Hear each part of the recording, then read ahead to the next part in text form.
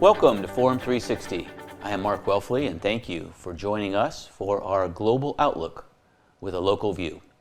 Futurists once predicted that the wristwatch would become obsolete in 15 years. And perhaps that prediction would have come to pass were it not for the advent of the Apple Watch. The Apple Watch ushered in the era of wearable technology, and a new booming market was born. The market for wearable smart health devices, including trackers, monitors, and sensors, was valued at $13.8 billion in 2020 and is expected to balloon to $37.4 billion by 2028. Today we'll take a closer look at wearable healthcare technology with Dr. Ben Allencherry, a cardiologist at the Cleveland Clinic. So welcome, Dr. Allencherry. Thanks. Tell me a little bit about your background and why the heart. Yeah, so Mark, thanks for having me on. My background, I started my schooling in Maryland, met my wife in med school, and then we came to Ohio, and it was great. I picked the heart because my dad was a lung doctor, and he was always like, there's a lot of intervention and change happening in cardiology. Thankfully, I liked it when I was training, and I figured that this was the most diverse way that you can affect patients in imaging and interventions. So I found myself in the heart, and I specialize in advanced cardiac imaging. So I like to be kind of involved with technology and the newest late-breaking things in the cardiac space. So that's how I ended up in advanced cardiac imaging and cardiology. Yeah, great. We hear a lot about the word in medicine, preventative health. What is that? Yeah, that's a good question. So I think in the past, prevention was broken down into primary and secondary prevention. And the way they think about this is primary means I haven't had a heart attack yet, and I'm trying to prevent that. And secondary means I've had some sort of event, a heart attack or stroke, and now I want to prevent further events. And now that paradigm has kind of changed, where we're focusing on risk factor modification. So we use words now like primordial prevention, which is, can we eliminate the risk factors? So you can think about that as tobacco cessation programs for the whole society, weight loss programs. So that's, can we target the risk factors that then cause cardiac disease? Then we think about the new definition of primary prevention, where those patients who have those risk factors, can we modulate those? So if a patient comes to see me in clinic and is overweight or is a cigarette smoker, that's where I'm talking about primary prevention. Can I stop those risk factors? The next is secondary prevention, which is what I think is probably the most interesting now, is can we find what we call subclinical disease? So you may see it on commercials, a calcium score, where they do this CAT scan of your heart. You'll have no symptoms, and they are able to somewhat predict, hey, what's your risk of having a cardiac event in the next 5 to 10 years? And that's the next step, is can we do low risk sort of prevention interventions that can tell someone like, hey, Mark, your risk in the next 10 years is 5%. You should probably be on this medication to lower your lipids. And the last part is what I discussed earlier, is those patients who have had an event, how much can we prevent a second event? So prevention has really changed, and there's a lot of different subcategories of it. Yeah. So getting into the topic of wearable healthcare technology, which kind of folds into preventative health as you've defined it and as being redefined. What is wearable healthcare technology, and give me some examples of them? Yeah, I think recently wearables has been in the news and everything for being like smartwatches, like I have on now. But we in medicine have been using wearables for a while. So some of the listeners may know Holter monitors. There's newer ones, Zio patches, which are basically monitors that are put on the chest to look for heart arrhythmias. Like if you go to your doctor and say, I'm having periods where I think my heart's racing. They might put this on. It's sometimes 2 weeks, sometimes 4-week monitor, and you can trigger it if you feel something, and then it gives the doctor a little snippet of what's happening in your heart. So we've been using Holter monitors for a while now. We've been using ambulatory blood pressure cuffs. So you walk around for 24 hours with the blood pressure cuff, and that's in hopes to see, hey, do I just have white coat hypertension, or am I actually having high blood pressure or low blood pressure at home? So those are all defined as wearables, basically technology that's used to kind of monitor you in a remote setting, and it's easily accessible. Now, things changed with the Apple Watch and certain other competitors. Now wearable technology includes almost every smartwatch that can be used, and the deliverables it offers is vast. It can offer you heart rate monitoring, pulse oximetry, so what your oxygen status is, blood pressure. There are further things down the road. But wearable technology has really boomed, like you said in the intro, within the last 9 to 10 years. Yeah. So it's one thing to know of this advancing technology, of the sensors and the trackers and the monitors, and know that they're out there. At what state is the medical profession or the Cleveland Clinic at adopting them as valuable, as as meaningful contributions to a patient's health? It's a great question, Mark, because anytime there's new technology, it has to be approved in many different ways: efficacy, safety. But the main thing is, how can it affect the medical care that a patient gets? And I think the biggest thing, and I'm a bit of a cynic, is we have to understand the accuracy of these devices. Because if you give me a bunch of data, which these watches give, but the data is only 50% accurate, that might actually be more of a harm to the patient. So to answer your question, how are we using it in the medical field overall? I do think it would be naive for us as doctors to just ignore the data.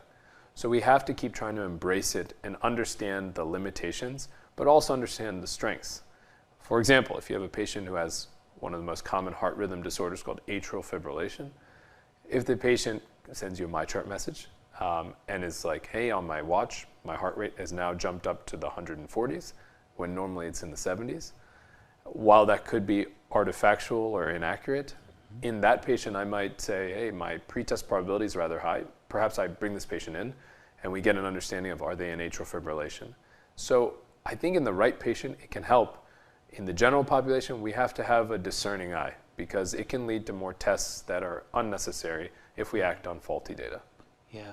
I think you mentioned in our discussion before the interview that sometimes it can create a kind of false sense of maybe panic in certain patients because of their heartbeat has spiked, and normally that would be normal, or it is normal for them, but now that they can track it or see it, they think, oh my gosh, something terrible is happening, and then their lives are interrupted in a sense because they've got to go to the hospital or wherever, right, and have it checked out. And so I think what I'm hearing you say is that you basically come down on the side of they're valuable, but with a discerning eye. I think that's what you said. Right? I think it's, first of all, it's amazing. Technology, what we've done in the last 30 years. And from the MD side, the medicine, the doctor side, we also have to evolve with the technology. The sooner we can get a good grasp of the technology, the better it is for the patients. Yeah.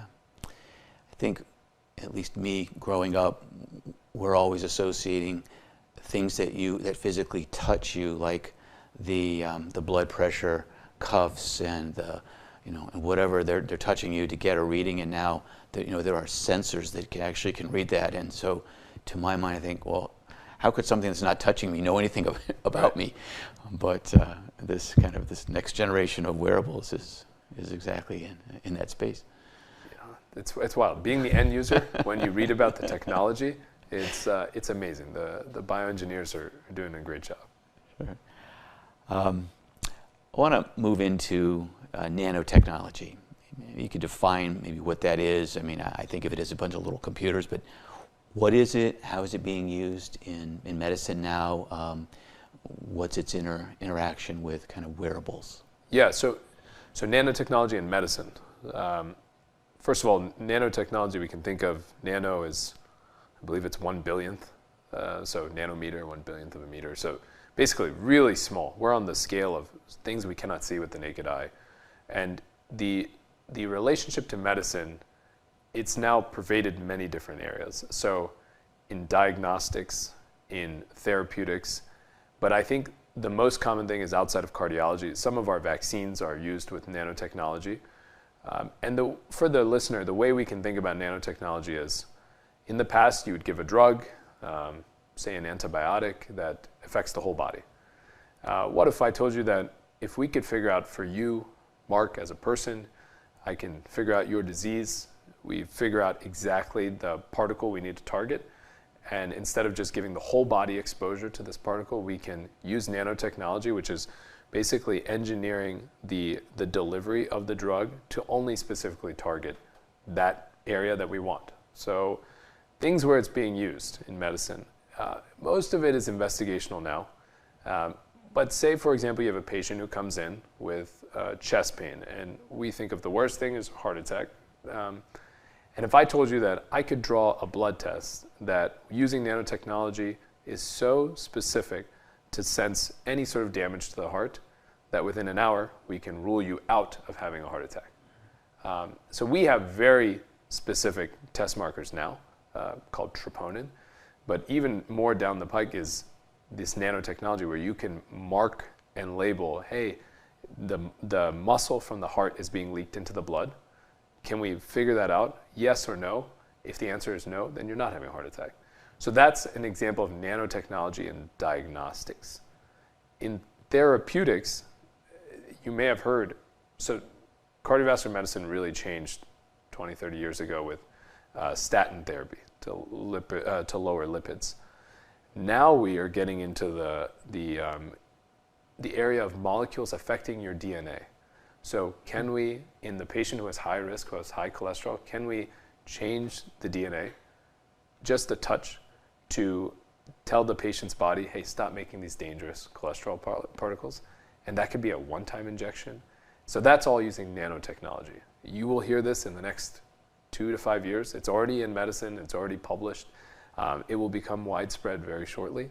But this is an area of nanotechnology that is honestly a bit challenging to understand, but it is the next sort of frontier. Thanks.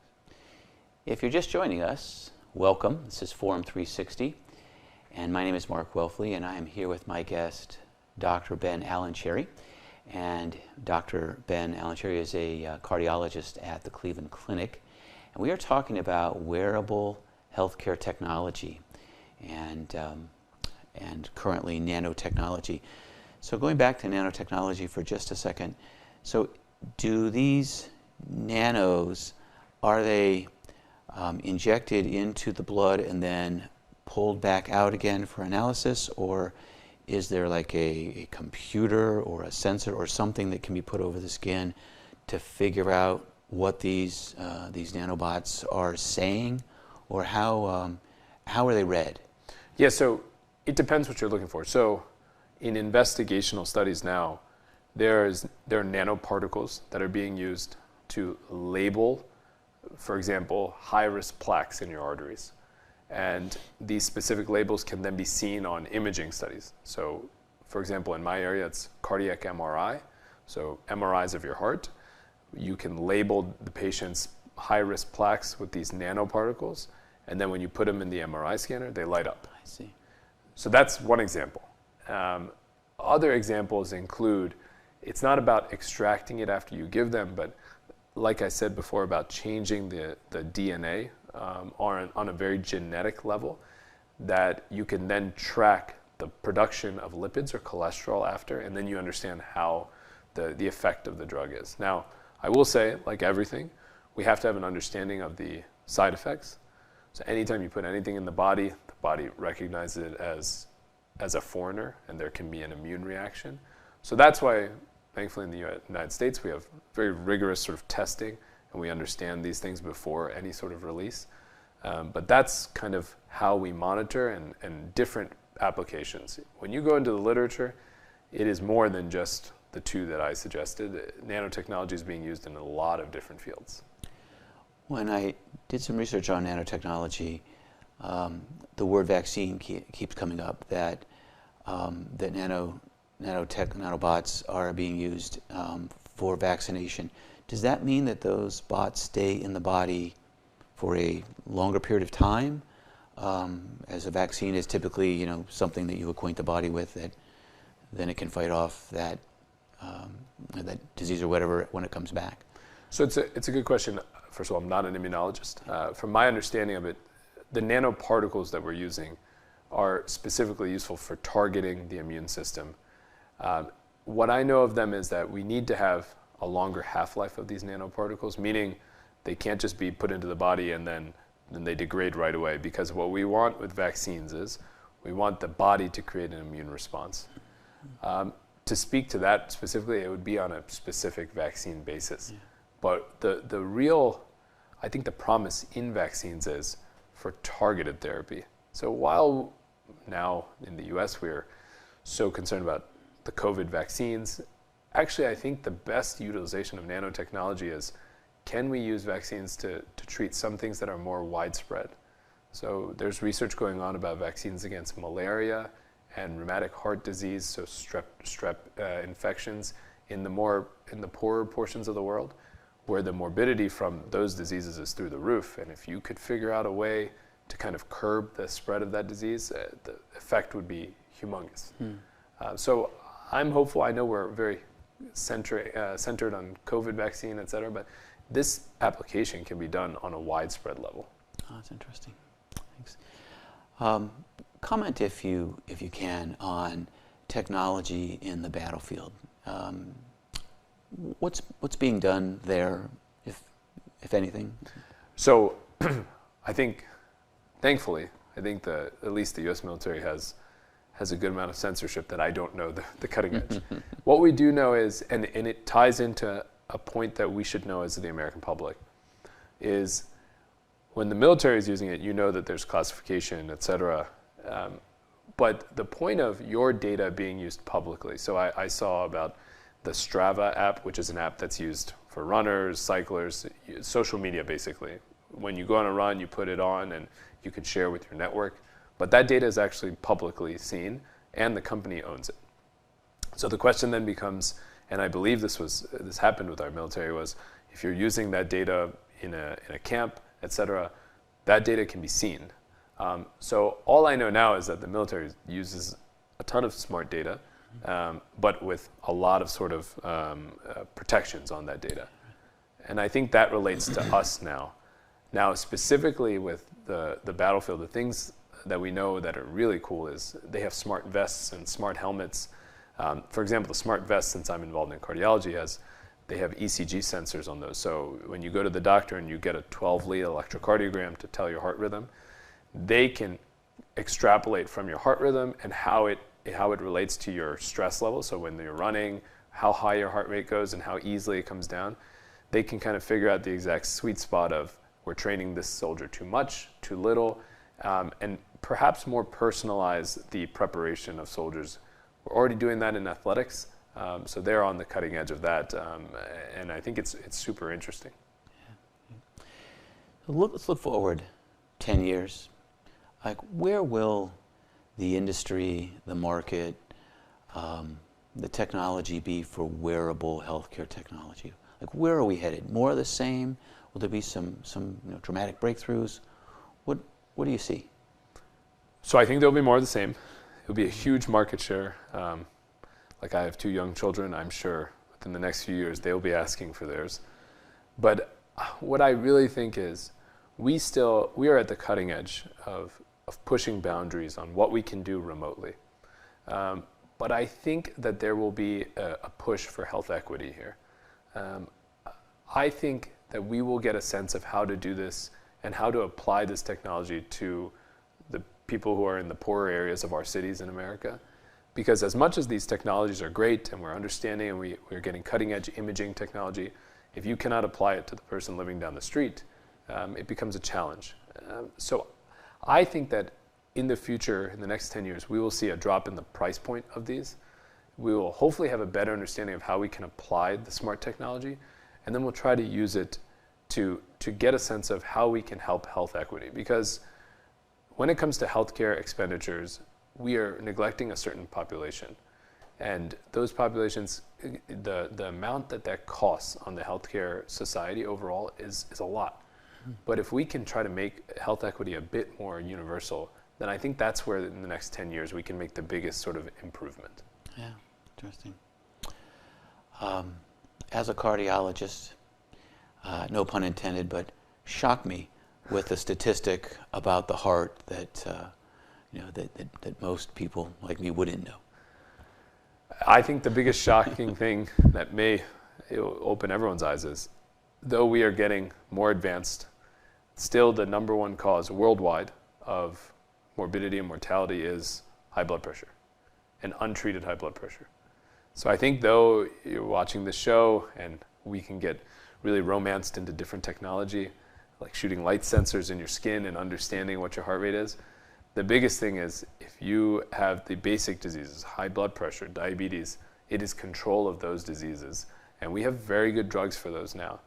So while we have an eye to the future, we must understand like what we know now, which is a lot. And treating high blood pressure, I include diabetes in there, but treating these bread and butter diseases can really reduce the morbidity and mortality of the population overall. So you said we have a lot, and I took that to mean a lot of data. And that's my question is, so all this data is in databases and with doctors and with other medical professionals. Should we as patients be concerned where our data is going, how our data is getting there, who's looking at it, privacy, HIPAA, where does that, and comment on that intersection of HIPAA, privacy and data with wearables? So I think with medically licensed wearables, like your doctor giving you a Holter monitor, the amount of securities those have to go under is a lot. We can't access the data at home. There's firewalls set up by our hospital systems. I would say, you asked me, should we be worried? I would not say worried. We should be wary. You should always have an understanding of where your data is going. For example, with my smartwatch, I have a ton of data there. They know where I run, where I bike. So I would always be wary and understand that anything that you're particularly sensitive about, that's stuff you don't want to make public. But this is the new age, is understanding where's my personal data going. But I would puts people at ease.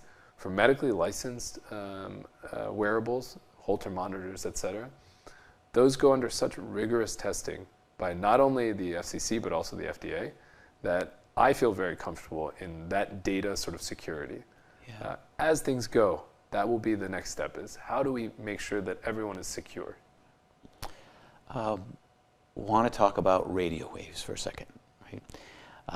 We hear that radio waves are bouncing off us all the time with cell phones and so forth. And now we have devices that are on our wrist, around our neck, on our bodies, transmitting radio waves, essentially data to a tower or wherever. Should we be concerned about radio waves and their effect on us the more we have these devices near us? So I think over the last 70, 80 years, we've learned a lot about this and about we call it the stochastic and deterministic effects of radiation, we'll put it that way. In my line of work, we use radiation a good amount in CAT scans. And so we have some understanding of what this is. And the amount of radiation that's emitted from a small smartwatch is very low.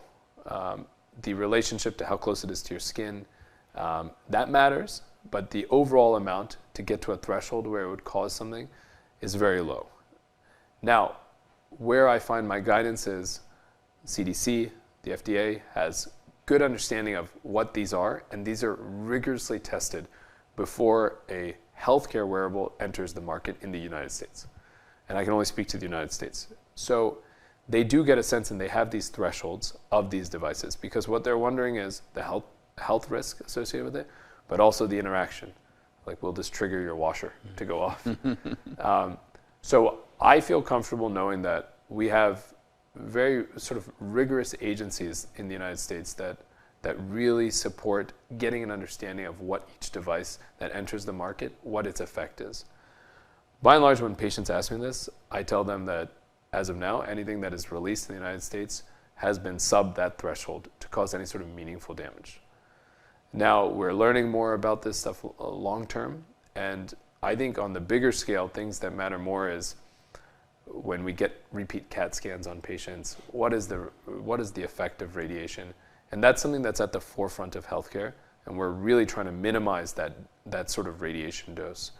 So overall, I think to answer your question, I am thankful that here in the United States we have those agencies that are really involved in this, and I trust them. I trust them because of the work they do, the rigor that they do. But there is some radiation that is involved with each of these technologies. Anything that's Bluetooth has a small amount. Okay, thanks. We hear the saying, what you wear says a lot about you, and this is true. And with the advancements in wearable healthcare technology, we might also add to that quote that what you wear can tell you a lot about yourself. I would like to thank Dr. Ben Alancherry for being here today. Encourage each of you to keep your eyes and mind open until next time on Forum 360. Forum 360 is brought to you by John S. and James L. Knight Foundation, the Akron Community Foundation, Hudson Community Television, the Rubber City Radio Group, Shaw Jewish Community Center of Akron, Blue Green, Electric Impulse Communications, and Forum 360 supporters.